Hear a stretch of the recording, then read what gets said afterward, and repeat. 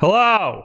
What's up, everybody? Welcome to Wulff Den Live, episode 208, the first Wulff Den Live of 2020. Hello, everybody. How's everybody? How y'all? I hope everybody's having a happy and a healthy, you know? What a better way to kick in your new year than with two boys from the longest island in the country. Yes. The 11th most populated place in the country, I believe. Really? Yes. Long Island? Does that Mhm. not include the boroughs? I think it always includes the boroughs. The boroughs are just parts of Long Island who think they're too good for Long Island. I think that they include so the boroughs can't be part of New York City and Long Island. They can't be both. They're part It's gotta of be Long one or Island the other. geographically. Yeah. But if you're gonna have the top 12 most populated areas in the country, it's either Long Island or New York City. You know what I mean? You can't be Right. part of both. There can't be overlap. It is the 11th largest island in the United States and the 149th largest island in the world. Oh wow! Now the island geographically, yeah, you got to throw the boroughs in there. Yeah. Anyway, I think that's what Wikipedia is referring to. hello everybody. Hello Meowth. Hello Parker. Hello AJ. Hello Rocket Val. Hello Gene Cough. Hello everybody. Hello, anyone and everyone who is here as I adjust my headphones so that they're not tangled up. There are a couple things to talk about, but you know, not a lot happened we didn't stream last week. That was the first. We did not. That No. was the first ever week we took off of Wulff Den Live, Yes. and I think it was warranted. Yes. And nothing happened anyway. Not really. I mean, we both saw Rise of Skywalker. Which we liked both it. thought was an amazing movie, right, Will? That is incorrect. that is very much false. Disappointed is the word I like to use when thinking of that movie. To completely ignore this subject, there's two topics that I'm battling for top of the show. Okay. Which I should have talked to you about before, but I forgot. Well, I feel like the one you named the episode about already, I think that's probably... So right now it's something about the how there's this big controversy about how the rewind feature or save states doesn't mean you actually beat a game. But there's also probably a Nintendo Direct coming. And I have evidence to prove it. I feel like the rewind topic is better just for this week. Because that is a pretty controversial topic that especially in this community, and I think warrants discussion. Because if a Nintendo Direct doesn't happen within the next few weeks, then who cares? Or alternatively, if a Nintendo Direct gets announced tomorrow, this whole stream would be irrelevant. Right. But first, we got to do what we always do at the beginning of the month. Yes. It's the beginning of the new year, and it's the beginning of a new month, which means Sony and Microsoft have announced the games that will be free for subscribers of PlayStation Plus and Xbox Live Gold. Yes. And it's interesting month for both companies, Bob. Okay. I see. Oh, all right. I see what they're doing. We do PlayStation first, right? Yes, we do PlayStation first. So on the Sony side of things, usually starting the first Tuesday of the month, so I guess that would be the 7th. Really? You get Uncharted, the Nathan Drake collection, and Goat Simulator for free. I feel like Goat Simulator is going to take this away. Goat Simulator is going to be the one that everybody's going to want to play. It's free. So yeah, it was already there's really pretty no excuse cheap. Not to play it at this point. Yeah, it was already pretty cheap. So, now that it's free, you're going to want to noodle around in it for a hot minute. Yeah. And when it first came out, it was a little bit of a phenomenon. When did it come out? 2015? Something like that, yeah. Maybe later, maybe earlier than that. First, it was a stupid little demo. That some game company was making a game, and there was a goat in it, and it had a weird fit. while they were messing around with the physics engine, they found some bugs and they released a video. And then everyone's like, "Yo, I'd play that game," and they were like, "Okay," and they just released it as a game. And then they made it. Well, they released it as like a demo. Then they released it as a full-fledged game. And at first, it was completely broken, but that's part of why it was fun. And now they added so much to it that now it's like a real game. So I feel like that's one that everybody's gonna. That's the one that people are gonna want to play. Yeah, it came out in 2014. Oh, and it runs on the Unreal Engine. Mm-hmm. Look at that game, and then look at Gears. How is that the same engine? Well, this game is like, like tossed together in the Unreal Engine, And also, too, the Uncharted Collections, you're technically getting 4 games this month because Uncharted Collection is the original PS3 Uncharted trilogy, Drake's Fortune, Among Thieves, and Drake's Deception. All great games. Just the single-player campaigns, though. They don't include the multiplayer of Uncharted 2 and 3, but really, who cares? Yeah, we don't need the multiplayer. Yeah. The multiplayer isn't that exciting in those games. Yeah. I mean, people really like them. Yeah, but it's really not. If you want to play Uncharted multiplayer, Uncharted 4 is still up and running. Yeah, that's not why you buy those games. You don't buy them for the multiplayer. Yeah. The whole time you've been talking, I've just had Goat Simulator up. Yeah, I figured. See, like they added different animals that you could be. Yeah. I like how we're just completely ignoring the AAA, the 3 AAA games that you get this month. Yeah. Just talking about Goat Simulator. All right, so that's cool. Are you you've played all the Uncharteds, right? Yes. I've played all of the ones in the Nathan Drake collection. So okay. I haven't played 4 yet. Still. I think everybody should try Goat Simulator. Listen, Uncharted's great, but that's a commitment.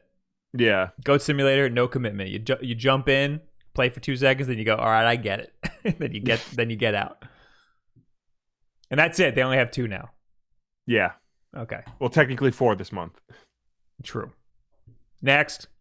All right. Over on the Microsoft side of things, on the Xbox One, for the entire month of January, you get Styx Shards of Darkness. Oh, everybody's favorite. Yes. And then from January 16th to February 15th, Batman, the Telltale series, the complete first season. Okay, you've played that. Yes. It's very good. It's very different from what you expect of Batman lore. But I liked it a lot. It, for some reason, has a 2-star user rating on the Microsoft Store. I don't know why. Probably anti-Telltale. Yeah, probably got bombed mentality. After Telltale screwed over all of their employees. Yeah, which is fair. They recently released because I think some company bought like all the Telltale IP to maintain it, and they're doing The Wolf Among Us 2. They're releasing an update for Batman, both seasons, where you can play the game in black and white with like shades of like color thrown in, like Sin City, basically. But it's not free. It's a $5 download. Oh, that's lame. You buy it once for both games, but that sucks. Yeah. The games were on sale on Switch over Christmas for like $5 each. And I was this close to buying them because I wanted to play in black and white. But even if I did that, I'd still have to pay an extra $5 for Noir mode, they're calling it. That's so late. When did that come out, the Noir mode? Recently. I think it came out recently for the other systems, and Switch is coming later. And that's that's crazy because now it's Telltale owned by new people. Yeah. And they did that. Yeah. They're just looking for a way to make some sort of revenue. Yeah. I mean, if they were to release it for free, that would have been an excellent sign of goodwill. Yeah. But not so much. That's super lame. Yeah. Well, anyway, there's more here. Yes. So on the Xbox 360, which of course you can play on your Xbox One through backwards compatibility, starting January 1st, Tekken 6 will be free. And then on January 16th, Lego Star Wars 2, the original trilogy, will be free. That's cool. Yeah. I should note that Lego Star Wars, the complete saga, which was the original trilogy and the prequel trilogy collection, was already free sometime last year. Mm-hmm. So if you snag that, I don't know if there's much reason to get this. Oh well, yeah. Well, I assume that nobody ever snags these free games except for you. You snag everything. Right. Yeah, I snag everything because you never know. If you didn't snag that, this is not a bad option because it's the best of the set. You know, it's the movies everybody actually likes. The big thing though is they changed the vehicle combat in the complete collection for the better. Mm-hmm. This one, it's like a weird top-down style that wasn't really great. Is this okay? This is Lego Star Wars 2. What was there originally? Lego Star Wars was the prequel series. Okay. So that the came out prequel, like, then it was the original trilogy, and then it was the complete. Right. And then now, there's Lego Star Wars 3, which was the Clone Wars. Oh.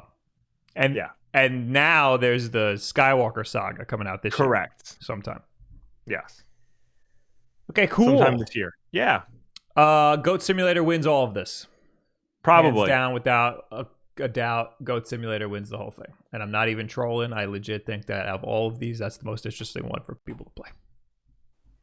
And maybe dabble in Lego Star Wars. It's a great game if you want to play it with your freaking and look, other or something. Batman, Telltale Batman's a really good game too. It's just, it sucks that you have to pay extra for black and white mode. Yes.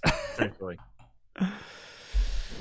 I also forgot to say a special thank you to Bryce Gagner, the Bear 339, Sam Sindelar, Aiden Menu, Arnaud Le Maguire, 7, Rusty Shackleford, Anne Leslie, and Espionage Area 51 Media. Thank you for all being members here on YouTube.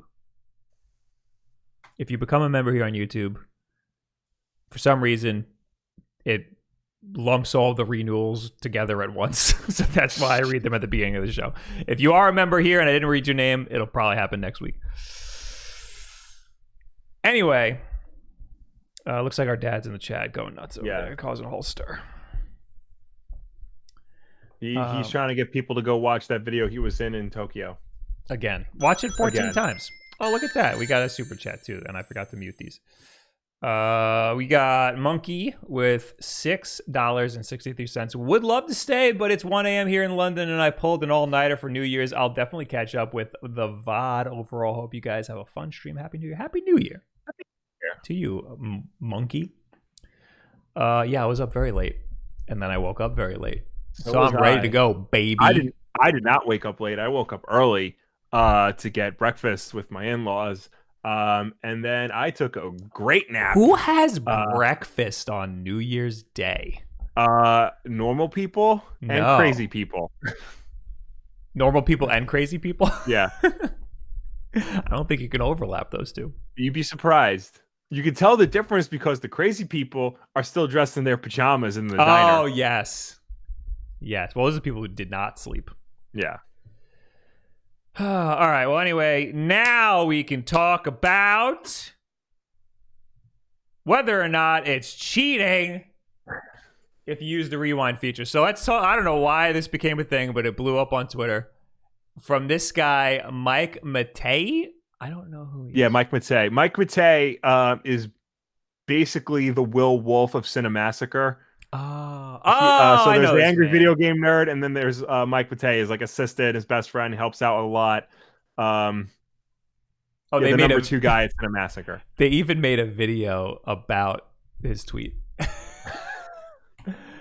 Well, anyway, he tweeted, retweet if you agree. If you use the rewind feature, that's not standard on... If you use the rewind feature, that's not standard on many NES and SNES games available on... No, stop. I completely butchered that. You read it. Yes. Retweet if you agree. If you use the rewind feature, that's now standard on many NES and SNES games available on the Switch, you did not, by any stretch of the imagination, beat the goddamn game. All right.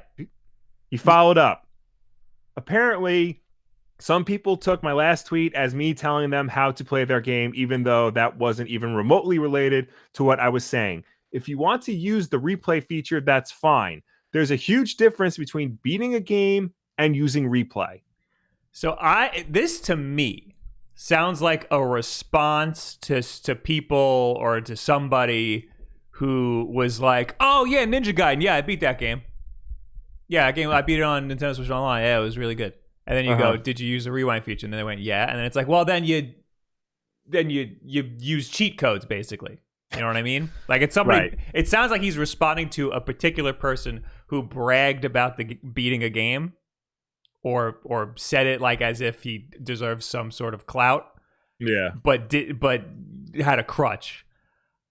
It reads as if he's telling people how they should be playing their game, and that's why he had to make a follow up. Yeah. So how do you feel about using the rewind feature? Will, what's your stance on rewinding or save states? Because that counts too. Using save states in an emulator or on the NES Classic or any of those as things. Somebody who is not above using the rewind feature or save states or cheat codes or whatever, if you use them to beat a game, I could care less. If however you experience a game, like that's how you choose to experience it. Most of those NES games and a lot of those SNES games are hard as hell, and the only way to beat them is to use these extra features. So it's no skin off my nose. If you're in a competition, however, or you're trying to go for like a speed run record, or you're trying to meet certain criteria, then I would say using save states and rewind and cheat codes and whatnot, like that, then it becomes dicey, and then like you need to clarify that and maybe like be disqualified from the discussion in that sense. So continue, please. Well, I was gonna say something. If you think about it, the rewind feature, if we're talking specifically about Switch Online, the rewind feature, like that's built in there by Nintendo. That's something that they added to the game and told you about that you can use. So I feel like that's a little bit more legitimate than using cheat codes and save states, because those are not things that, you know, the developers advertise. You know, those are not things that they necessarily want you to use. Whereas the rewind feature is something that they do advertise. So therefore, they do want you to use it if you need it. Well, what about cheat codes that are in the game? Not necessarily a game genie, but one that's like you have the to enter Konami a code. Like the Konami code. Everybody knows that exists. Right, everybody knows the Konami code. Well, they're called cheat codes for a reason. You're using them to cheat, basically. Yeah. I mean, the Konami code. I mean, the most famous example is in Contra. It gives you 30 lives. I feel like that's an outlier because you kind of need it in order to get through the game at the first time around, at least. I know there are people who can beat Contra without the Konami code, but you probably needed it the first time around just to get like the lay of the land and stuff. So here's the way I view it. I beat Mega Man 3 back in the day on the NES, right? Yeah. I used the freaking Game Genie. Yes. And whenever I talk about how I played Mega Man 3 for the NES and how I beat it for the NES back in the day, I say I beat it, but I use the Game Genie. Right. I always specify that. Mm-hmm. You know? If I'm gonna... I think I did... What did I beat? I beat something else through an emulator, and I also clarified that I used save states. Because that I'm always going to clarify I beat this game, but I use save states. You know, I'm never going to say, oh yeah, I beat that game, because I don't want people to think that I did it on my own accord.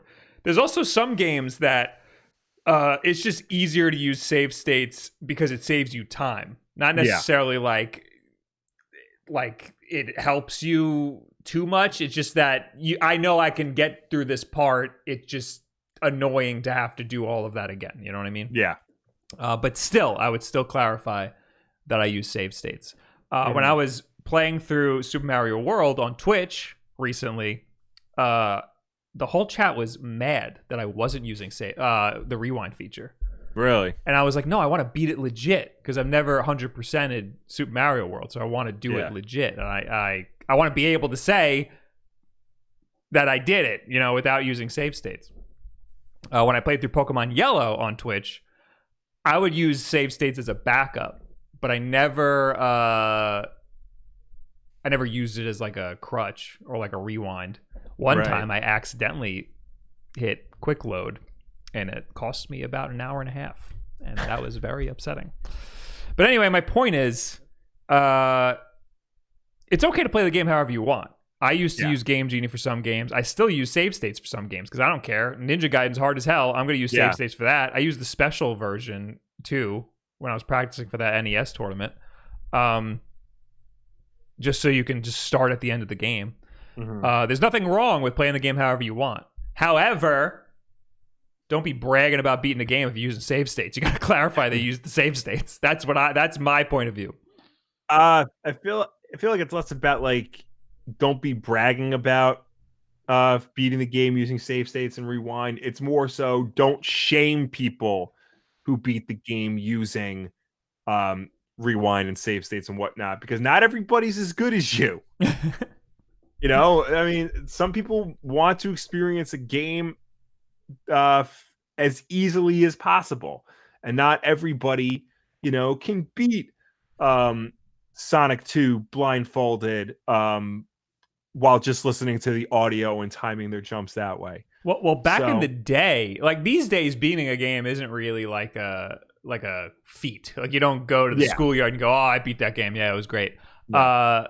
Nobody cares that you beat a game these days because it just means that you had 20 hours to dump into a game. Back in the day, like in the NES and the SNES, when you beat a game, it was an accomplishment because those games, most of them, were hard as hell. So I think that's what Mike Matei over here is getting at, is that it's you're taken away from the accomplishment if you're using save states or the rewind feature. But if you go over to the schoolyard and say, "Yeah, I beat Ninja Gaiden," well, then in that case, if they want to go that route, then I guess would it be acceptable to say, I made it to the end of Ninja Gaiden, I used cheat codes and save states and rewind in order to help me do that. So, but then you have to teach a whole nother terminology and nobody wants to learn that. So I'm just saying, it's a clarifier that needs to be spoken in some cases.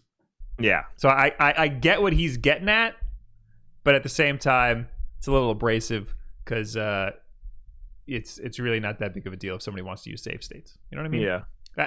I'm just happy people get to experience all of these games however they can. Yeah. Ninja Gaiden's a very hard game. If you got to use save states to go through it, be my guest. Mega Man 3 is a very hard game. I used freaking Game Genie because I couldn't do it back in the day. I probably still couldn't do it. I proudly say that when I play Comic Zone, I use cheat codes because otherwise there'd be no way to beat that game. There really wouldn't be. Some games require it, some games don't. I think I used save states the first time I beat Mega Man X. Yeah. So, what's the official stance here? Is it use save states if you want, but make sure you clarify. Play the game however you want. Clarify it if you feel like you need to. If anybody shames you for playing a game the way you want it to play it, punch him in the face. Yeah, just punch him in the face.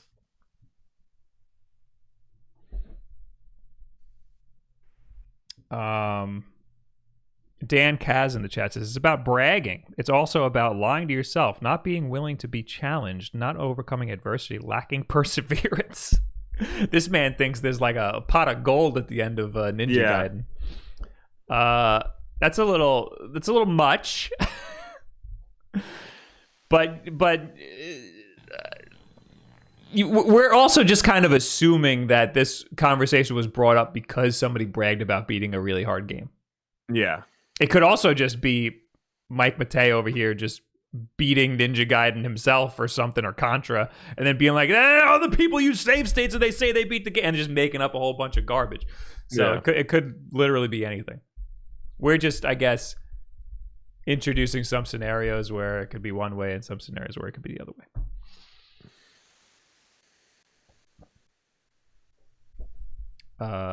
Savage Love says the rewind and save state don't beat the game for you. You're still beating the game. Yeah, but it makes it a little easier sometimes. And that's why this conversation is being had. Especially the rewind feature. The rewind feature is just like, it takes the save states to another whole nother level. I mean, if you think about it, whenever you finish a game, you always say you beat the game. Mm-hmm. So it's all about like finding a way to the endpoint by whatever means necessary. By using the rewind feature and save states and cheat codes, you beat the game by like bending it to your will and dominating it in a way that maybe wasn't expected, but you've still found a way to overcome the adversity by using help. Yeah, but I think part of the difficulty in a lot of these games is having to do the same thing over and over again. Like in Dark Souls, like you lose so much progress when you die, and that's what makes it really, really hard. Yeah. Being able to just immediately pick up where you left off makes it a little easier. Like Katana Zero, those it's a hard game, but those saves are like the checkpoints are really short. So you die and then you just start right back where you died over and over and over again. So that made it not feel as hard to me. So yes, I'd say save states help in that way. Technically, you did beat it the whole way. It's not like you're putting in a cheat code, but it feels like cheating because it's not the way the game was intended to be played. Save states are a little different because nowadays every game has like a saving feature. Mm-hmm. So if you use save states in that mentality where like you save your progress and then pick it up like tomorrow or something, that's one thing. If you're using save states to like, you die and then you quickly load the previous plot to try again, like you keep quick saving and quick loading back and forth, then it becomes like, a game enhancement mechanic rather than just, a simple way to pick up where you left off. I try to only use save states if a game has like a password feature.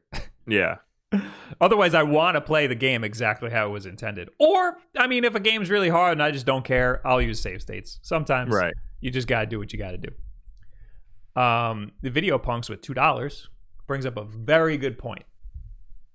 He says, I don't use save states in my Tinder bio. Yeah, make sure you clarify that.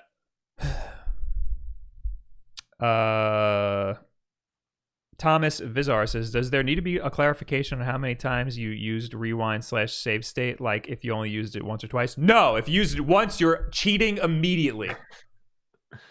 I feel like if you use it once, you can get a pass. You don't even have to bring it up. I don't know. There's standards here. Damn it. Apparently. Grim Haynes saying some dumb crap. Dark Souls is hard not because you lose so much progress, but because you must execute the mechanics in a very precise manner. Why not? Why can't it be both? Yeah. Why can't it be freaking both? All right. I'm done. Are you done? Yeah, I'm done. I'm done. All right. So again, so we're saying do whatever you want. Yeah. But, try not to be an asshole about it. Yeah. on either side of the conversation, don't be an asshole about it. Thomas Nolan with $2. Who cares? Just enjoy the game. No! You have to play the game exactly how I played it back when I was in kindergarten, when all we had was an NES and 2 games, Mario Brothers and Super Mario Brothers 3. And time. Lots and lots and lots of time. Yeah. All right. So anyway, there was a good meme that I wanted to share about it. Can I find it real quick? We'll read some chat for a second. All right. Paolo, if a game you're playing don't have the constantly save, however, if you're playing on Switch, you can always pause the game with the home button, and then People stop chatting so I can read this. Pause the game with the home button and then go back to the same points. I don't know what you just read. He's talking about, I guess, because on the Switch you can hit the home button and that pauses the game, basically saves it, so you can like pick it up later. Yeah, that's what we said. Yeah, that's going back to like what I was talking about, using save states that way as opposed to, you know, just quickly trying to reload it if you screw up. MVG tweeted, that's Modern Vintage Gamer. He tweeted a Photoshop that is that guy's tweet, but it's Mario saving Princess Peach. And it says, "Thank you, Mario. If you use the rewind feature that's now standard on many NES and SNES games on the Switch, you did not, by any stretch of the imagination, beat the goddamn game." I think that somebody should ROM hack the original Mario and put that in there and leak it as the actual ROM. So people use save states. They're like, what? Don't do that to me. Yeah. All right. Next up. Actually, AJ says losing progress isn't a challenge. It's punishment for failing a challenge. No, it adds to the challenge because you have to play the same part over and over again. That's challenging, playing the same part over and over again, especially if it's hard. Because it's one thing to beat a part once. I know I can beat it, but then you have to beat it more than once, and that's hard. Yeah. It's like at the end of games when they give you every boss all in a row. That makes it a lot harder. All right. There's a Nintendo Direct coming, I think, Will. There's no clarification from Nintendo about this, but I have my thoughts. I saw on Twitter somebody wrote, "I'm just going to keep tweeting there's a Nintendo Direct next week until it's right." That's my strategy. Yeah. If broken clock's right twice a day, Will. That's unless it's even if it's digital, it'll flash 12. Yes. Anyway, evidence exhibit A, Will. Mm-hmm. We've had a Nintendo Direct. We had a Nintendo Direct, I think. Oh, now I'm forgetting my evidence. We did not have a Nintendo Direct last January. We did. In 2019. No, in 2019. We had an Indie Direct, according to the Wikipedia. That doesn't count as a Nintendo Direct. It's got to have Direct. It's got to have Direct in the title. So then February 13th, 2019 was the first Nintendo Direct of 2019. Correct. Oh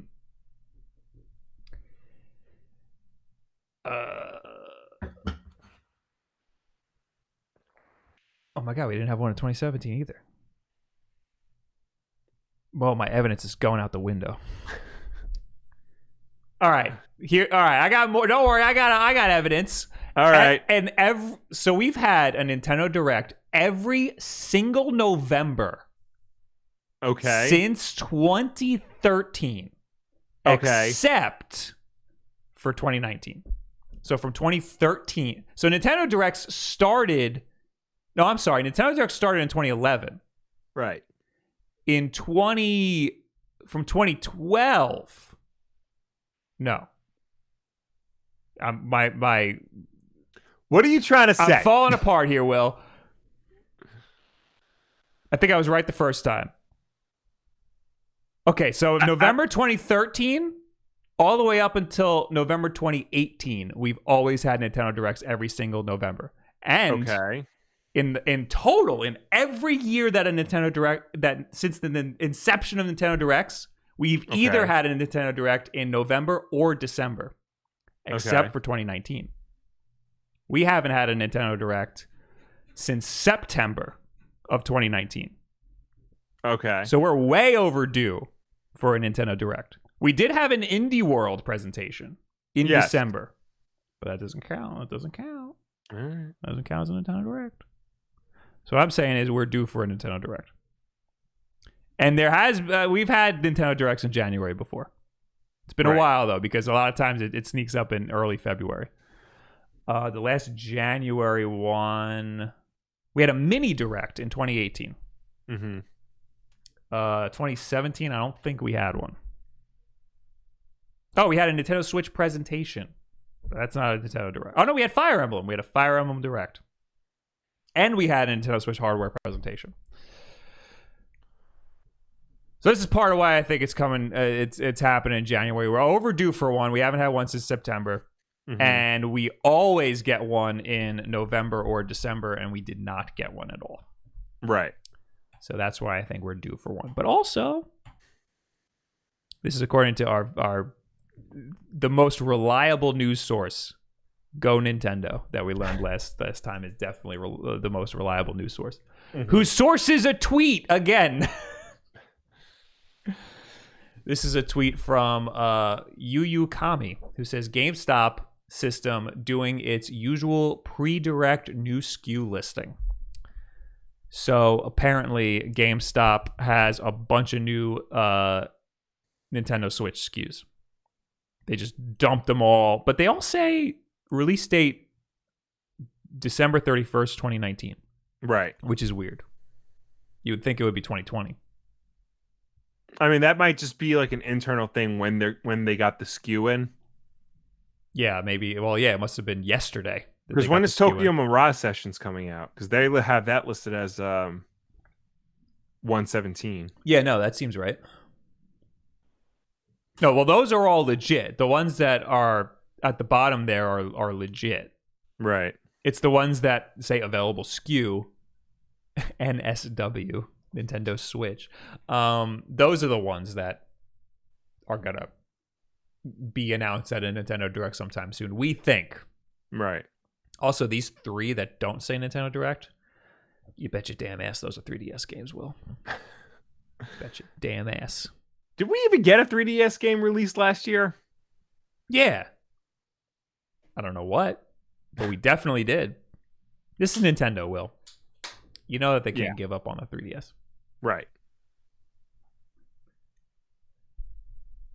So there you go. That's my evidence that we're getting the All right, cool. Soon. Are you swayed? No. Why not? Prove me wrong. Nintendo Directs are so weird because like every 2 weeks somebody will go, hey, there's gonna be a Nintendo Direct like now.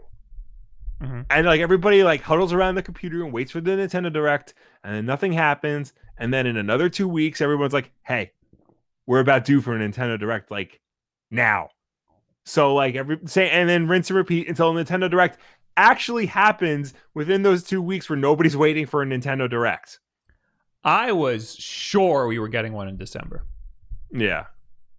Or I might have said November. But if it wasn't November, I was sure it was going to happen in December. Because, again, we were due for one. There was so every year we've gotten one in November or December. Yeah. And this time we didn't. But now's the time. It's like the tension is brewing, Will. The longer because we wait. It's been a while, yeah. The longer we wait between we're in Nintendo that cycle Directs, of, is it coming or not? Yeah. And it always comes when we least expect it. They always say, like, Nintendo always says, hey, tomorrow there's going to be a Direct, and that's when the Direct happens. It's never been, hey, in 4 weeks from now, we're going to have a Nintendo Direct. They've been really good at releasing Directs on Tuesdays or Wednesdays. Yeah. Really Wednesdays. They had a stretch for a while where they were doing it on Thursdays, and that really... Well, they would announce it on Wednesdays and then do them on Thursdays, and that was really annoying because we do Wulff Den Live Wednesday night, every single Wednesday at 8 p.m. Eastern time here on YouTube. Yes.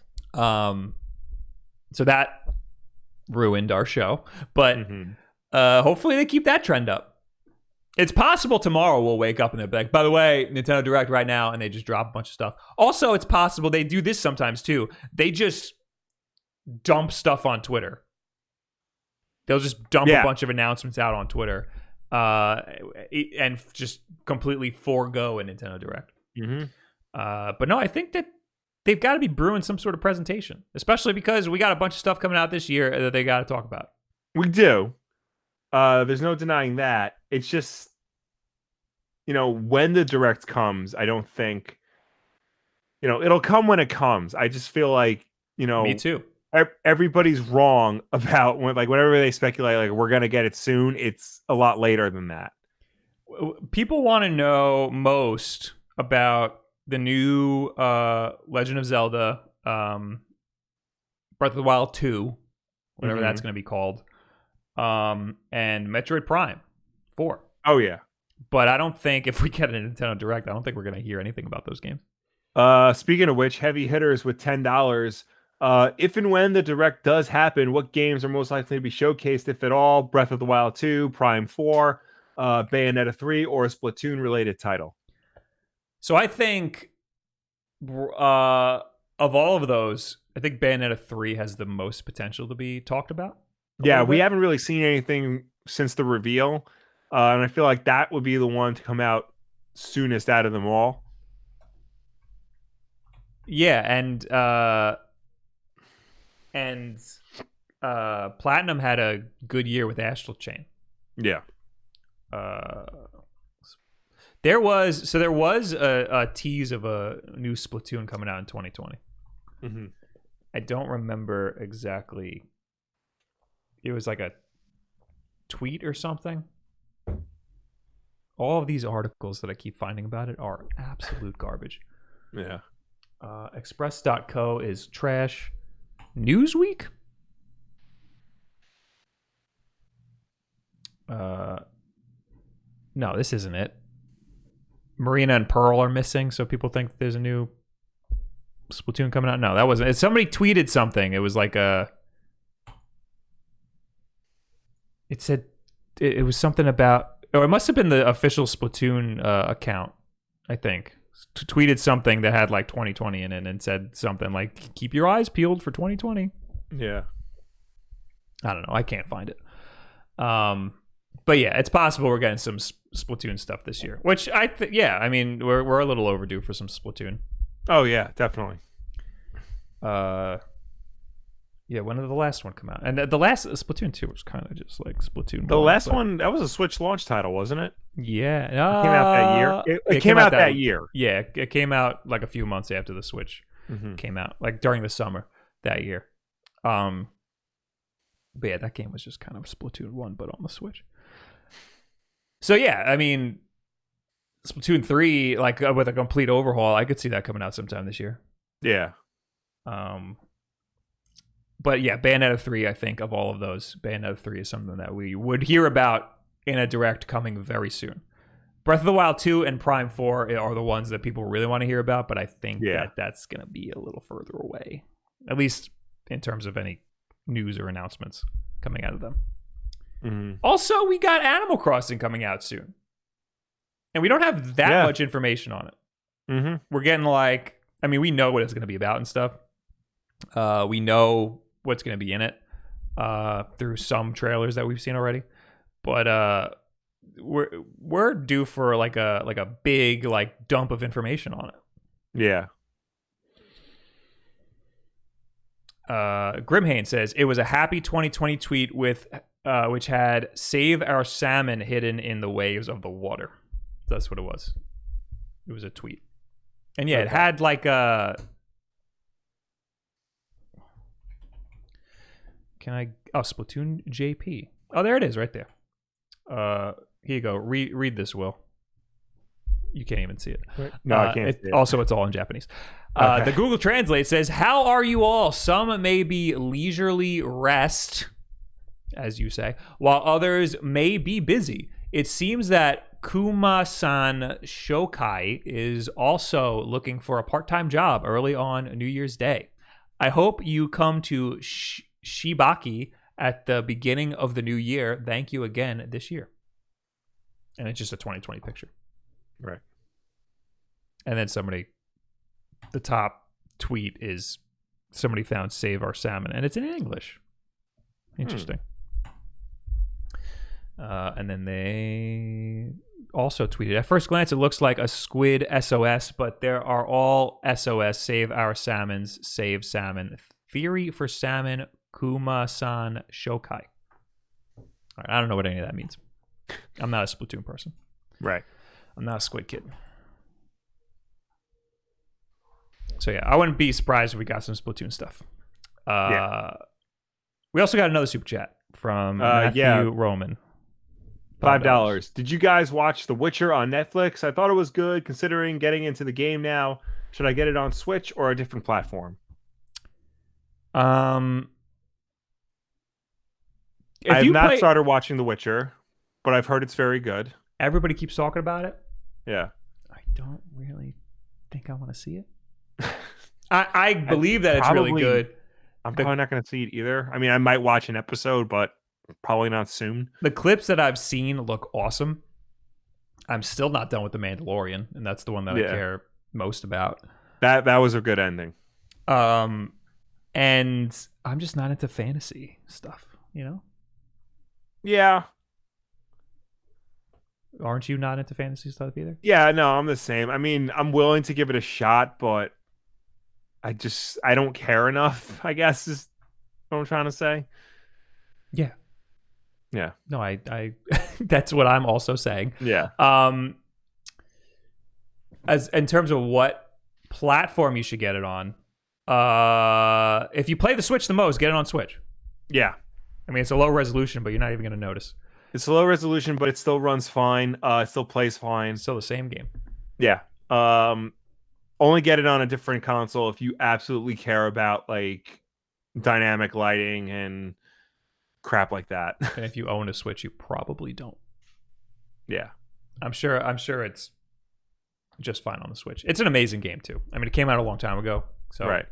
I don't know how it feels to play it now. I'm sure it feels great, but at the time, it was a very, very good game. Mm-hmm. Highly recommended if you're into that kind of thing. Like if you liked, I keep all my friends who liked Skyrim. I kept trying to get them to get onto this game because it was like Skyrim but with better combat. Right. And then I always see people trashing the combat in The Witcher. Really? I thought the combat was awesome. But that was also, when that came out, that was at the time when I was burnt out on all of those like Arkham and Assassin's Creed and all those types of like beat 'em up games. All right. So you heard it here first. Nintendo Direct coming next week. 100% clarified. Yeah. And if it doesn't happen, you could all unfollow Will on Twitter because he's the one who said it. Right, Will? Yep. Absolutely. Mm-hmm. So go put his head on a spike. All right, we got more stories here. Well, we're not done yet. Okay. You can't leave yet. Great. Red Dead Redemption 2 dataminers find Switch Pro Controller icon in the game's files. Will, what does this mean? Gasp! There's a picture. That's the whole story. All right, so according to Destructoid, Nani? Now that Red Dead Redemption 2 is on PC, is that enough? Possibly not. Rockstar data miner Tez managed to locate a new wrinkle. A Nintendo Switch Pro Controller texture in Red Dead Redemption 2's texture file. It's very, very faint and transparent, but it's there. Now there's a reasonable explanation for this. Steam often provides controller fundamentals for many devices, and future patch could add native Switch Pro Controller support. It's the most likely reality. The odds of a full-on Red Dead Redemption 2 port on Switch are probably pretty low at this point. Rockstar hasn't really worked with the system outside of small-time projects like the LA Noire Switch version, but its parent company Take-Two has found greater success and could eventually put the squeeze on them. Who knows? With The Witcher 3 working its magic on Switch, it could be possible with some massive visual and performance downgrades. And there's a picture of the Pro Controller. Now, this is data mined from the PC version. Mm-hmm. It's also very obviously not a Joy-Con grip. Right. And if you're gonna put a controller image in the game to show the controller for, I guess, the controller settings, or sometimes they just put it in the corner. Yeah. If you're gonna do that, it's always the Joy-Con grip, right? Not necessarily. All right, what game doesn't have the Joy-Con grip? I can't think of one off the top of my head, but I know I've seen like the Pro Controller in like the menu options on some games. Yeah, but like usually there's like an icon, right, like in the corner or somewhere in like a menu, and it's almost always the Joy-Con grip because that's what people are most likely going to have.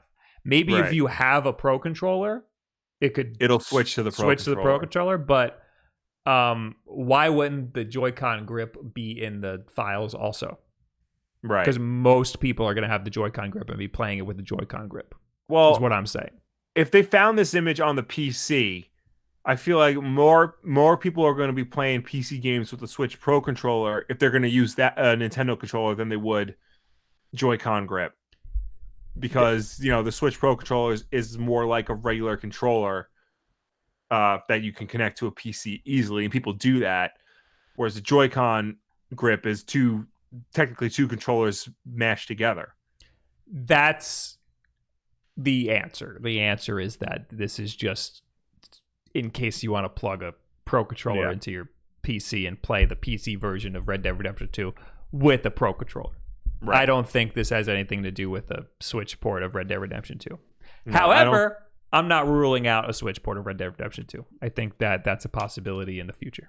I am ruling it out. You don't think it would ever happen? Not anytime soon. No, I don't think it would happen anytime soon either. The launch of Red Dead Redemption 2 on PC didn't go very well. It was very buggy and it crashed a lot for many people. The game is huge and graphically intensive. So getting it to run on the Switch would take a lot of time and effort.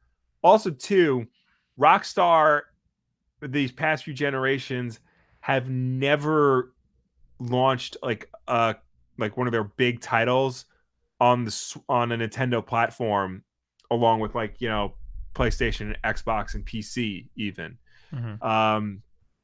Wii U and Switch didn't get a Grand Theft Auto game. They didn't get the first Red Dead. They didn't get the Warriors. They didn't get the Wii got Bully, but that was a port of the PS2 version. Let's see. The Wii got Manhunt 2, but again, that was a port of the PS2 version. So yeah, they typically don't do their most recent hit on Nintendo platforms so soon after the Sony and the Microsoft platforms. But I think you have stuff. I think that there's a lot happening that could change their mind about that. I'm sure there is. Grand Theft Auto is always. Grand Theft Auto 5 is always in the top 10 best-selling games every single month, and it came out in freaking 2015? No, but that's another thing. Grand Theft Auto 5 could easily get put on the Switch, and it hasn't yet. Yeah.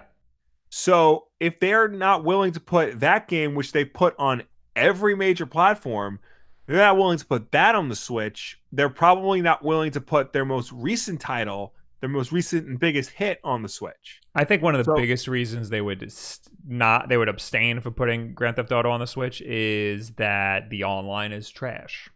Right. And Grand Theft Auto Online is why most people are still buying that game. Yeah.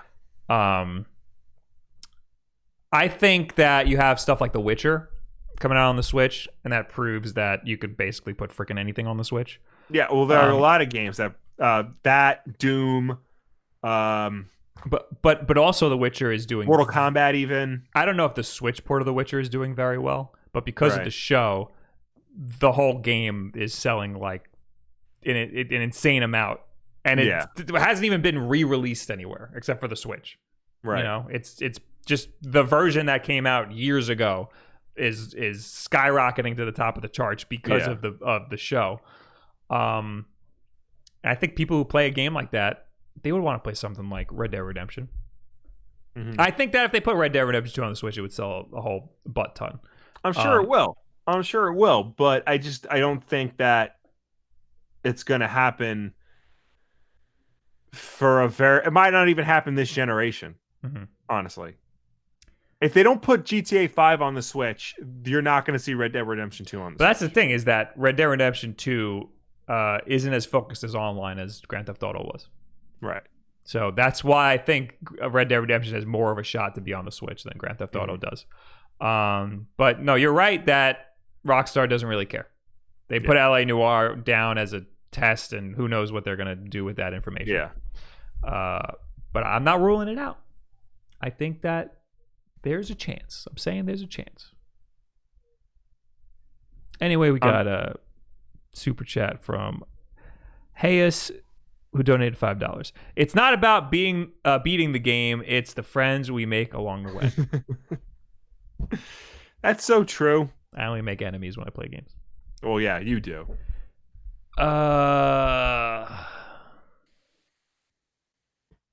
Sash McFlash says, Bob, feather your hair at 1 million subscribers. What does that even mean?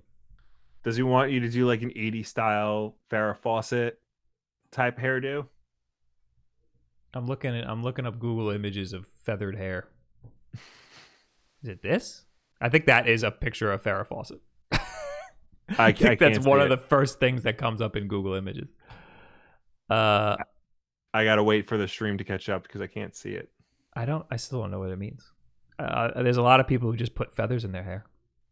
There's that, yeah. I think that's a blowout. Well, no, because a blowout, it doesn't necessarily mean like your hair is like feathered and stuff. It's a specific style because like you can get your hair blown out and it just makes it a little puffier. You know? Yes, that is Farrah Fawcett, by the way. Anyway, we got one more thing here. We got Uncharted movie loses director again. Will. Yes, I put this in there because this is just getting comical at this point. So Tom Holland's, who has been cast as Nathan Drake in the Uncharted movie because he's playing young Nathan Drake, his Spider-Man movie is getting in the way of the Uncharted's production schedule. Tom Holland's schedule is crunching Uncharted's timeline, and sources said that it will cost the picture Travis Knight, the Leica animation whiz who made his live-action directing debut on the Transformers spinoff Bumblebee. It looks like the movie will get pushed, but Holland and Mark Wahlberg remain attached.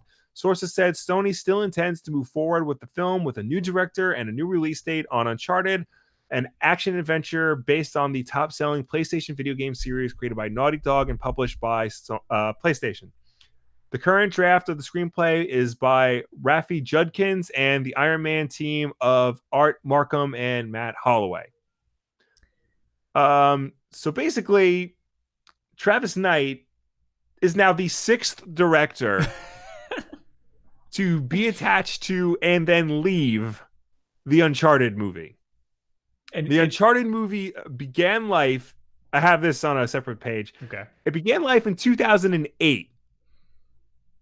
In 2010, David O. Russell was attached to become the director. In 2011, he left and Neil Berger became director. That's director number 2.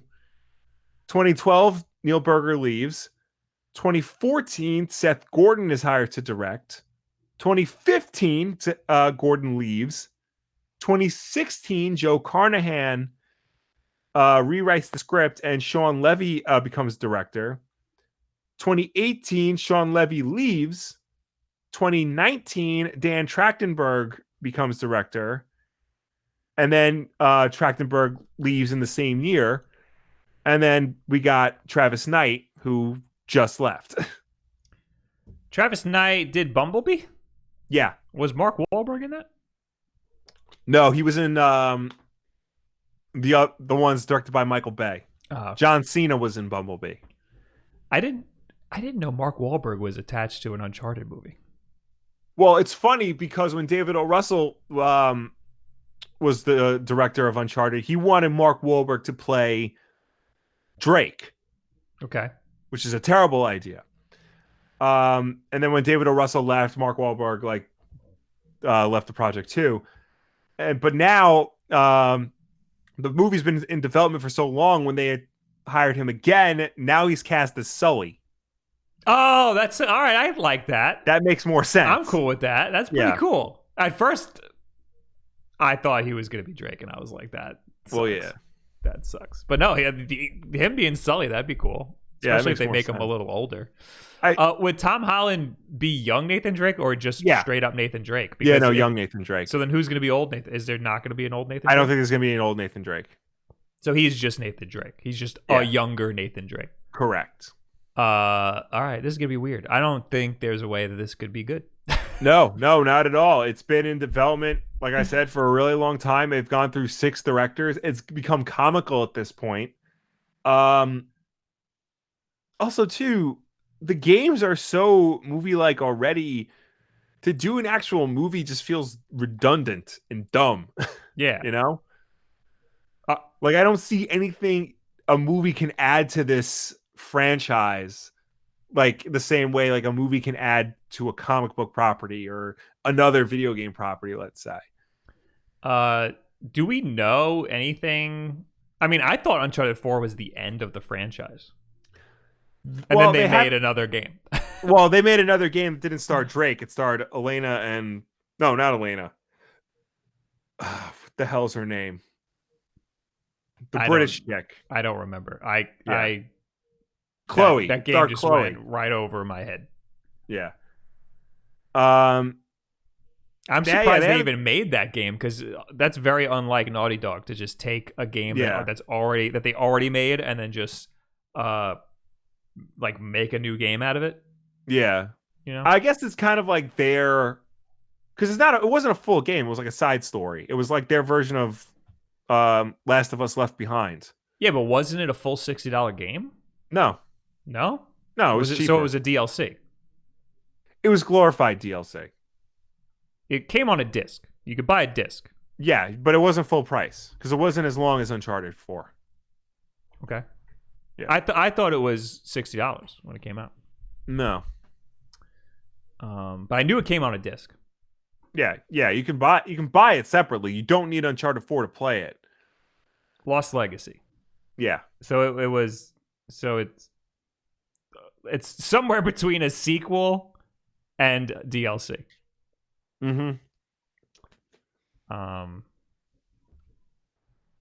Okay.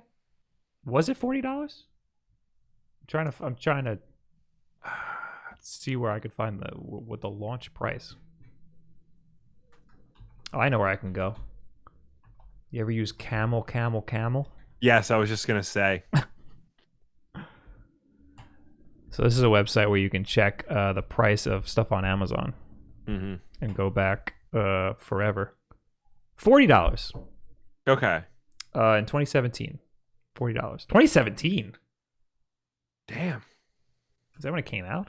Yeah. Wow. Was that a year after Uncharted 4? Yes. A year and a couple months. Wow. They just farted that out. Well, I guess it was somewhere between DLC and a sequel. I didn't know that. I thought it was a full-fledged sequel. That's why I was just like, nope, don't need it. Last of Us Left Behind was incredible. But I beat Last of Us. I never beat Uncharted 4. I got somewhere in the middle of it, and then other games came out, so I stopped playing. I never played Last of Us 4, Uncharted 4, and I really want to because I liked all the other games. Before you said you played every Uncharted game. I said I played every Uncharted in the Nathan Drake collection. I asked you if you've played every Uncharted game. And I said everyone in the Nathan Drake collection. I even played the Vita game, which is very good. Is it good? Yeah. Surprisingly, I think that's the lowest rated one. It is because it's on the Vita, and because it was a launch title for the Vita, they added all of like the stupid Vita gimmicks. Mm-hmm. Like you climb ladder using the touchscreen. Vita didn't have a lot of good exclusives, Will, it sounds like. It didn't. It was very unfortunate. Except Tearaway. Yeah, and then that came out for the frickin' PS4, so. Yeah. All right. So what were we talking about? Oh, we're talking about Uncharted the movie. Uncharted movie. Yeah, that can't be good. No. David Jew in the chat says we already have an Uncharted movie. It's called Indiana Jones. Yes. That's another thing too. If this movie were to come out, all everyone is going to say about it is it's derivative of Indiana Jones. Yeah, because it is. Yeah, but it works in a game. It's not going to work in a movie where Indiana Jones originated. So, what are some Tom Holland movies that aren't Spider-Man that are good?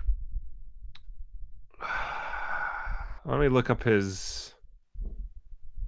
Because I can't name another movie that he's in besides Spider-Man.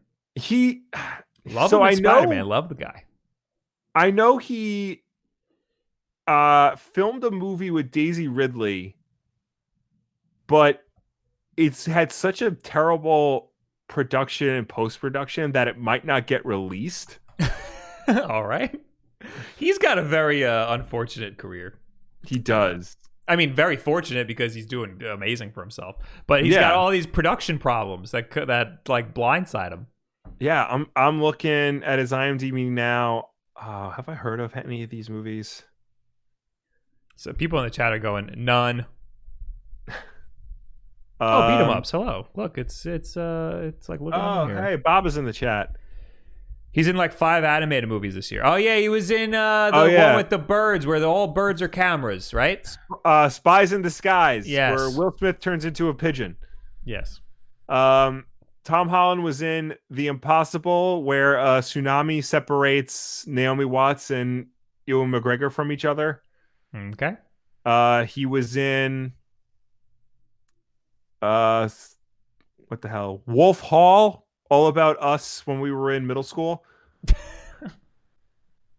The Lost City of Z. That was, I think, an Academy Award Oscar bait movie. Yeah. It was an Oscar bait film. Robert Pattinson, Sienna Miller, all these other famous people were in it. What was it called? The Lost City of Z. Okay. It's one of those films that comes out around Oscar season that everybody says, like, gives rave reviews for, and then everybody forgets about it immediately after Oscar season happens. Is it an Amazon Prime show? Might have been. Amazon Studios. Oh yeah, there you go. So watch it on Amazon Prime. Right. Yeah, and then he is in Spies in Disguise and the upcoming Dr. Dolittle movie. And Onward, the Pixar film. Okay. Yeah. So, moral is I'm not going to see any other Tom Holland movies. Yeah. Though maybe there was one that would stick out and be like, oh, he was in that. I want to see that. No, it's not going to happen. I mean, look, he's a great actor, just from what I've seen of Spider-Man. So, like, he should have a good career. It's just love him in Spider-Man. Love him in that show where he was Dancing with the Stars show that wasn't Dancing with the Stars, where he was dancing into battle. What was it called? Lip sync battle. Yes. Yeah. What was this? What was the song? Umbrella by Rihanna. Yes. Yeah. Fantastic job. All right. Well, otherwise, we know Uncharted movie's not going to be good. And that's all that we have here. Yeah. In terms of stories for the week. Mm-hmm. Look at that. Because nothing happened. No. It was a holiday. Everybody spent time with the family and have a good time. Yeah. You know?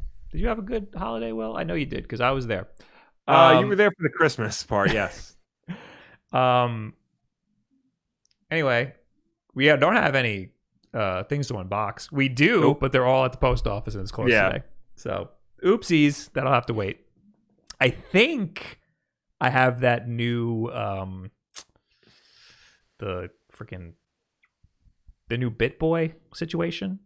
Oh. At the PO box that I gotta get like soon because I want to make a video. Mm-hmm. And everybody else has already made videos on it. And we got other stuff too, but that'll have to wait till next week. Anyway, we got the tweet of the week we could do. Tweet of the week! Tweet of the week! Tweet of the week! Now it's very important that you pull this up on your own screen, Will. This was retweeted by the official Sega Japan Twitter account. Oh boy. It's by some Japanese Twitter account. The tweet says, through Translate, although it is a fully automatic rice cake making machine, it is an old machine, so keep an eye on it. If you leave it alone, you will occasionally try to fly with the lump. So hit it with a slightly wet rice scoop. This is a piece of, like a lump of mochi. I don't know why it's so funny. I remember you tweeting this.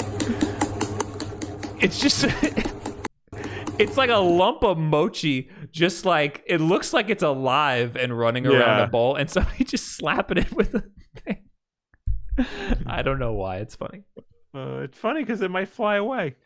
The funniest part is that it was retweeted by the official Sega of Japan account. And Yes. I have no idea why they would do that. Is there a Sega mochi game that I should know about? A Sega rice cake game I should know about? And maybe like one of their pachinko machines. They have a rice cake pachinko machine? Yeah. I don't know why I like that so much. Anyway, now is when we talk to you people. Yes.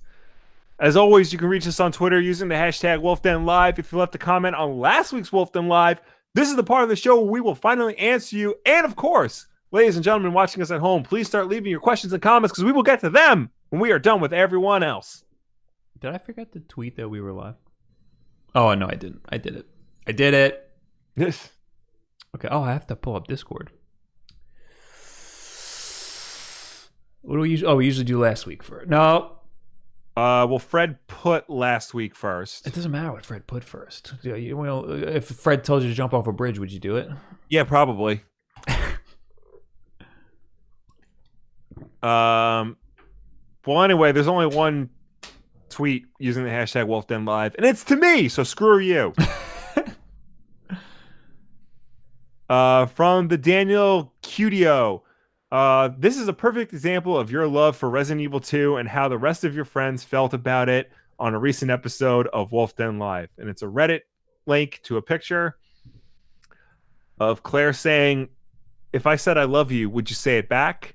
Leon says yes. Claire says, "I love you." And Leon says, "It back." I hate it. Thanks, Daniel. I hate it. I mean, he's not wrong. Resident Evil 2 is a great game. You should all play it. I was talking to somebody yesterday about it. I guess he was trying to find games to connect with me on. Yeah. And Resident Evil was one of them. And then he was like, "Oh man, did you play a remake? It was so good." I was like, "Yeah, I only played a little bit of it though." And then he like got mad at me. Like I'm not a real Resident Evil fan. Send him my way. We'll become friends. And then he was like, "Dude, the VR in it is so good." And I was like, "You mean 7?" Yeah. I don't even know what that's game you're talking about. And then, let me tell you this story. All right, so I had I had some people over for New Year's, and there was one guy that I just met that day, and he was talking about wanting to play like Smash 64 or Melee or one of the Smash games, and then I said, "Oh, I play Ultimate," and we got to talking about that. Yeah. And then he goes, "You want to know how I know you're not a competitive player? Because you don't have any GameCube controllers." And I said, "Bro," and I turned around and I opened a drawer and it had all GameCube controllers. And I said, "You wanna do this right now?" And then I plugged in the controllers and I destroyed this man, and I ended it with a Falcon Punch JV3 stock, baby. Nice. And then he destroyed me in Mario Kart 64. So it came full circle. You win some, you lose some, Bob. You win some, you win some, you lose some, Will. Mm-hmm. It's, Anyway, last week. Yes. Well, 2 weeks ago, really. Yeah. Alicia Gee says, "Love the vids. So I was watching some of your older vids. Don't ever do that." Yeah. And I stumbled across a segment called The Backlog. This is a sore subject. I was wondering if you guys were going to start that up again. I thought it was quite interesting. It's on the back burner. The backlog is never canceled. It is always just in hiatus until we can figure out how we want to bring it back. Yes. I feel like so whenever people talk to me about The Mandalorian, they always bring up Baby Yoda and how like they always say, "Wait, so I'm confused. When does this take place?" So I always have to explain it's not Yoda. Yoda died in Return of the Jedi. This show takes place after Return of the Jedi. We don't know the name of Yoda's species, so that's why it's referred to as Baby Yoda. The character's name is the child. Mm-hmm. I want to print that on like cards and hand them out to people whenever they ask about that. And I want to do the same for the backlog. We should just have like a video that we play. Yeah. We should get a cameo from somebody. Yes. To say that. That's what we should do. That's a good idea. I'm going to do that. That's a very good idea. So yeah, well, the biggest problem that I always say about the backlog is that it doesn't get a lot of views. Yes. I love making it. I love the show. I love the idea of it.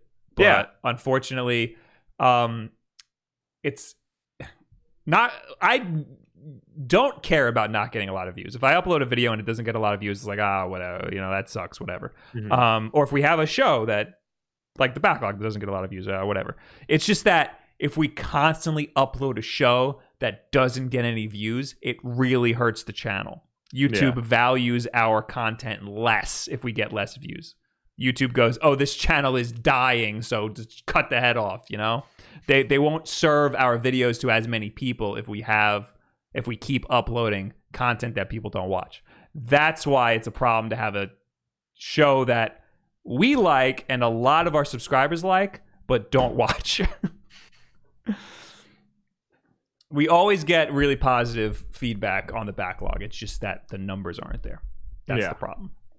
And also, too, like, the backlog has, like, the highest production value of anything we do.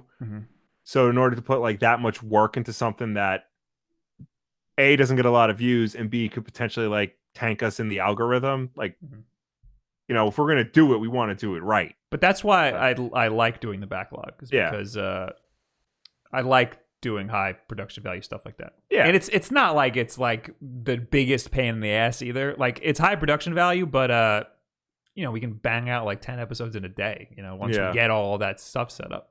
Yeah. But then the editing, then we got to edit it. And by we, I mean me or somebody else. Sometimes I've had other people edit it before, but I always end up finishing the edit anyway. I'm on Cameo right now just to see who we can potentially buy. We can get Gary Busey to do it for $350. We might have that might be worth it. We might have to do that. Yeah. We might have to do that. You never know what he's going to say either. Oh, yeah.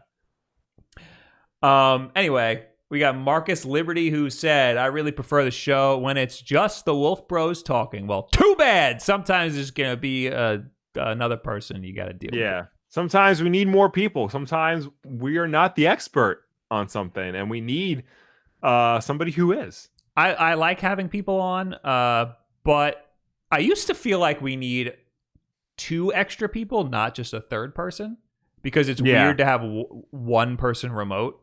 Because when 2 people are in the same room, there's no delay talking.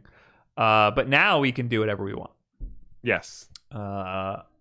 GNR Lies says, I don't want to sound like I'm bitching about. Period.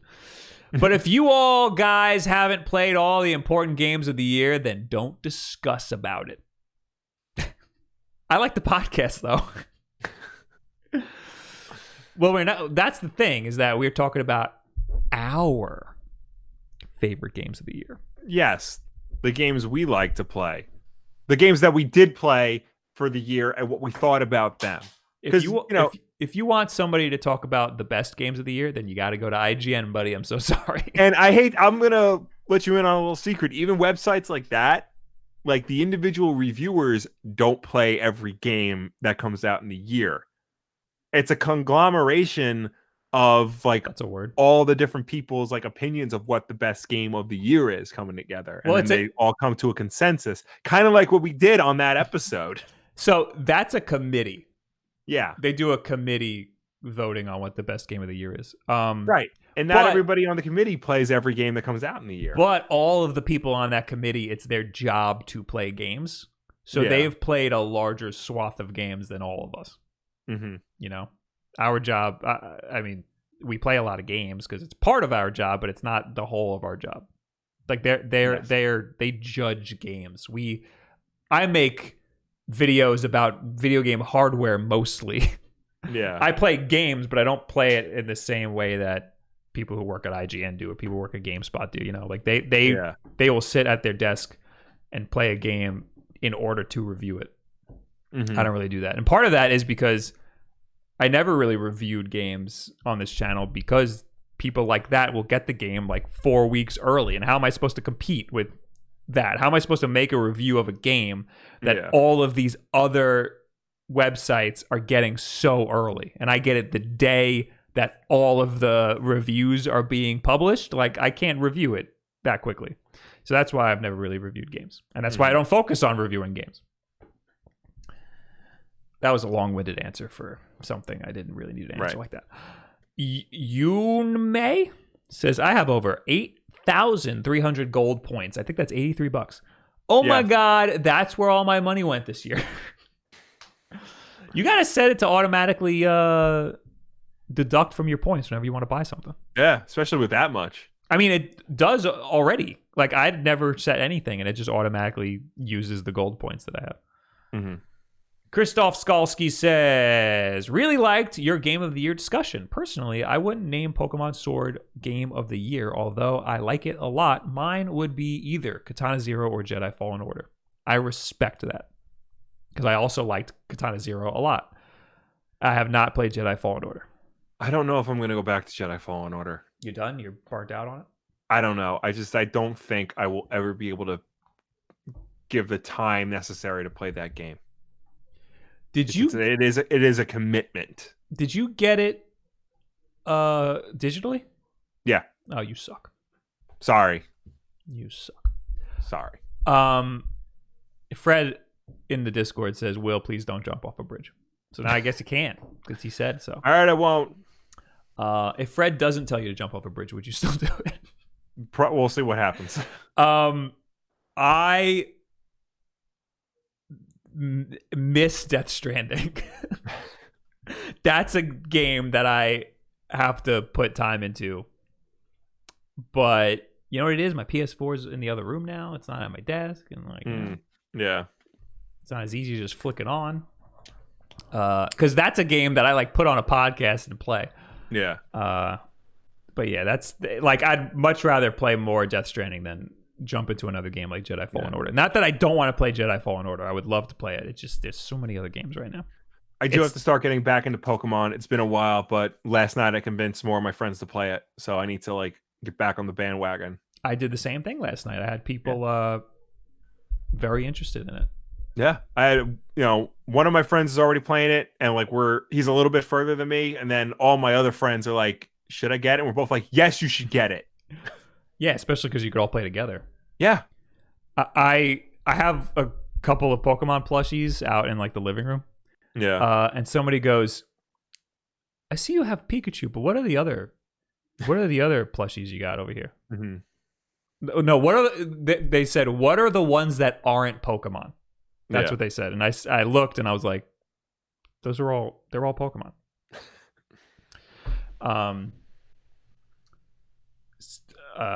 But yeah, no, I actually turned on Pokemon Sword and Shield to show it to people last night because they were interested in it. And I was like, I gave them the controller and I was like, here you go nuts.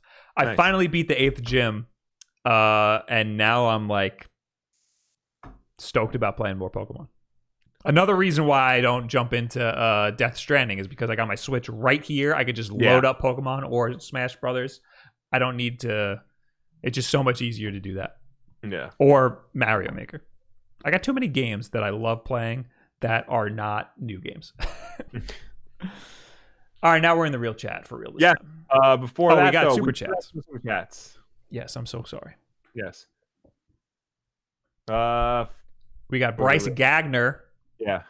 With $5 said, Happy New Year, boys. Will, the version of the song New Year's Day at the end of your video was totally awesome. I remember hearing that. Thank you. I went through 3 different versions of New Year's Day by U2 chiptune covers, and that was the best one, I determined. So Will's always got little Easter egg songs at the end of his videos. Try to. Yeah. You got to spice it up a little bit. This one I didn't read. This is from Bruce Patrick, $4.99. Happy New Year, Wolf Bros. I wish you both an awesome decade full of prosperity and amazing content from both of you. You guys are awesome. Thank you so much. Thank you. Thank you so much for playing my game. That's what my grandma used to always say to us. Thomas Nolan with $5. Bring back the backlog. Pick only games you both know. No, that's not how this works. That makes it unfun. Part of the fun of the backlog is that it's YouTube Russian roulette. If we pick a game, like a mobile game or something, we're shooting ourselves in the foot. But that's only fun to us. Yeah. It's not as fun. Like that aspect of it is fun to us because we know that we're shooting ourselves in the foot. Yeah. Some of the best episodes were games that we never played before, and we had to like BS the whole time through. I still think my favorite episode is NCAA 2K3.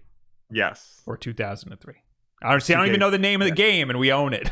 Yeah. Speaking of which, you got to put Pokemon Stadium on the backlog list. Okay. I'll do that. We now own a copy of Pokemon Stadium. And Frankie Delatorre with $1. Thank you. Thank you.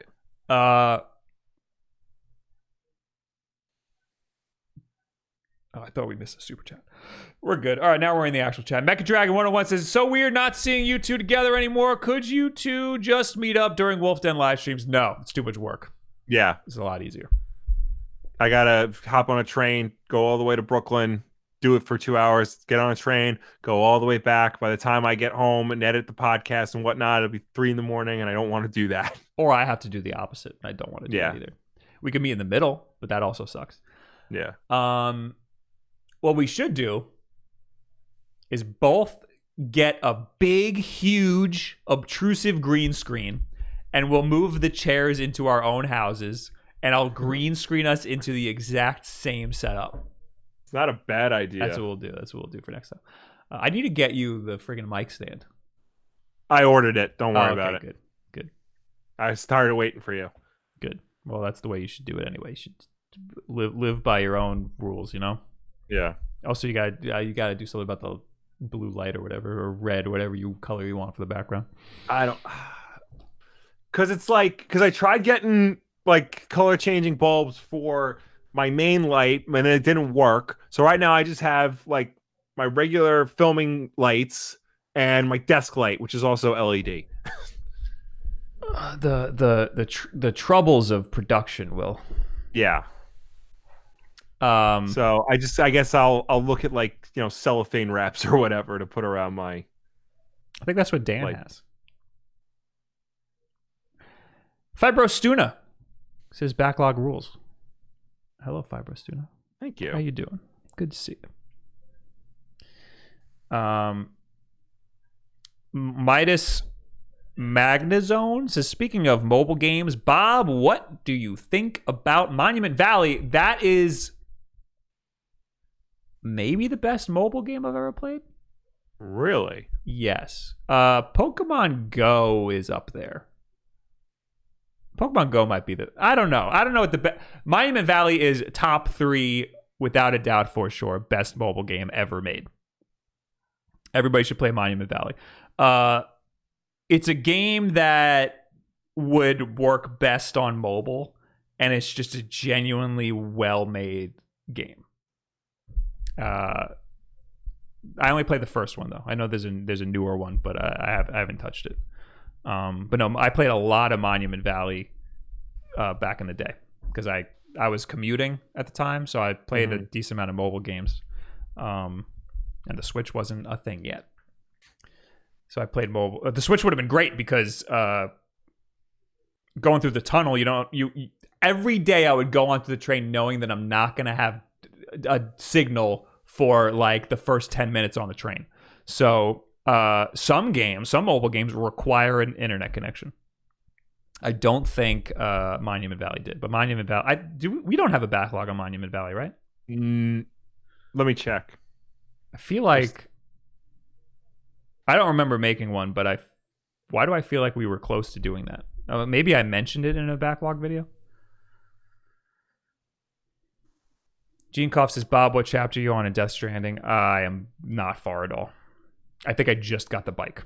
I don't think we did on Monument Valley.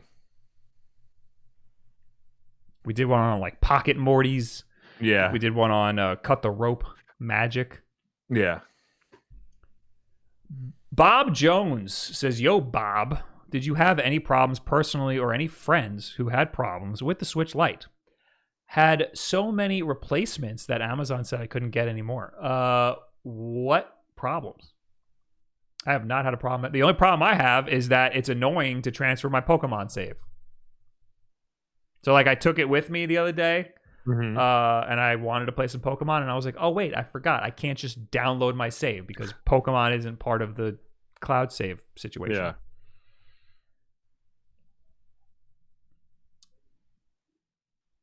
Hollow Knight? Is Hollow Knight a mobile game? I think so.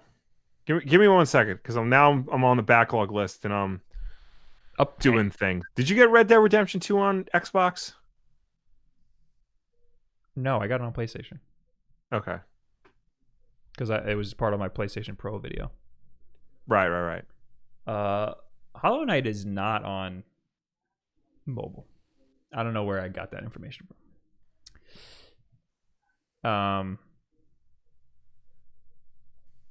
Sash McFlash says you should get on a bus and play Monument Valley through the actual Monument Valley.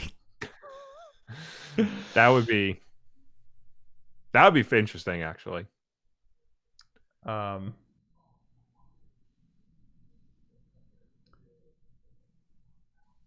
Punch Bro says, Wulff Den, how long did it take you to grow your beard?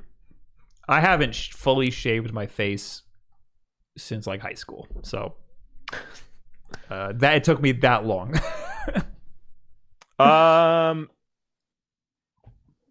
So I'm trying to think, because you actually shave for real. Yeah, I didn't Normally. shave my beard until like Christmas. I grew it like 2 months straight, November through December, and then like I shaved the bulk off. So I guess this is like, 2-3 weeks worth of. Did you clean shave it though? No, I didn't clean shave it. When was the last time you clean shaved? November. All right, so everybody look through Will's videos in November. Yeah. See where he clean shaved, and then go through the weeks and see. Yeah. Go to the playlist of Will's videos, and then see the progression of his November beard. Yeah. Oh, you probably shaved right in the beginning of November.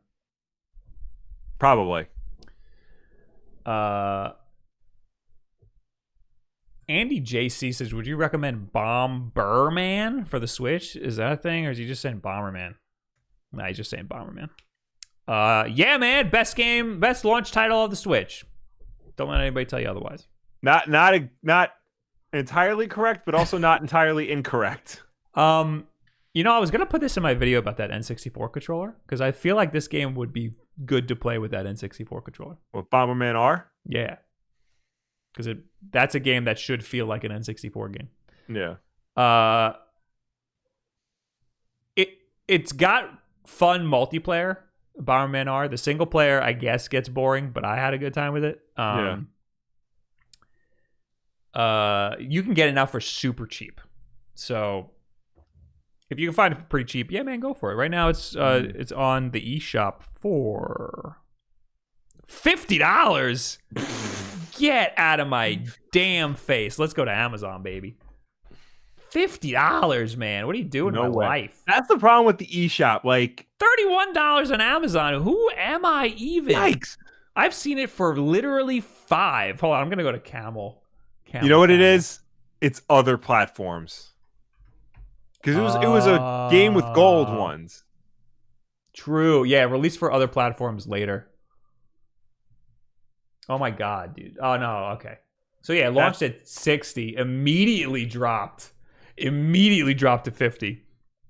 Yeah. And then it's been as low as 20 on Amazon. On Amazon, you can get the Xbox One version for $12. That is worth it. Yeah. I was going to say, if you can get it for like 10, 12 is good. 12 is good. But you want it on the Switch. I don't think you want this on your Xbox. Yeah, $50 is not worth it for that game. Nope.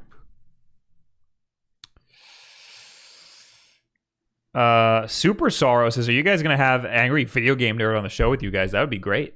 I would love to. I don't know how we would do that, but that'd be great. We're on the same management. Yeah. Get on that. Green Wave. AJ said, I'd love to play it if someone paid me $50. You played it with me, you liar. I didn't pay you nothing. All right, I'm done here. Are you done? All right, is there anything else you want to read here? No, I'm good. Guys, thank you for being here on this lovely New Year's Day. Thank you for tuning in. Thank you for watching us. Thank you for chatting with us. As always, Wulff Den Live is every single Wednesday night at 8 p.m. Eastern right here on youtube.com/WulffDen. If you can't make the show for any reason at all, we always put it up as an archive version on Thursday for you to watch on demand whenever you want. If you prefer to listen to us, rather than watch us, you can do that as well. We're also an audio podcast on Apple Podcasts, SoundCloud, Spotify, Google Play, and Stitcher. And if you listen to us on any of those platforms, please be sure to subscribe, rate, and review us because that helps us with placement on those respective stores. Also, if you want to see just a little bit of Wulff Den live, maybe see some of the highlights or send some clips to your friends, then head on over to Wulff Den Clips, where our good friend Eric Henley takes this week's episode and cuts it down into bite-sized chunks for your viewing pleasure. I hope everybody has a good 2020. It's a new decade. You can leave all that bullshit crap in the past. Like, you know what I'm saying? It's a fresh start for everybody. Friends and the ex-girlfriend, leave her in the past. Stop texting her. Yeah. And you have a happy and a healthy. You know what I'm saying? I'm also on Cameo, cameo.com/Bob Wulff if you want me to, do that over and over again to all your friends. I'll wish them all happy and healthy for the low price of $1,000 each.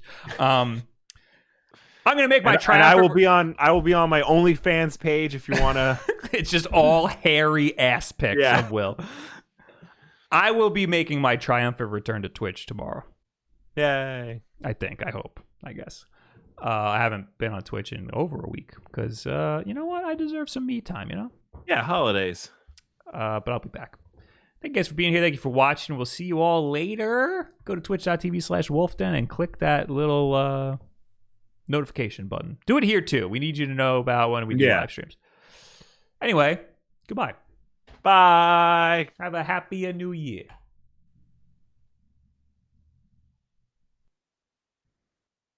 All right.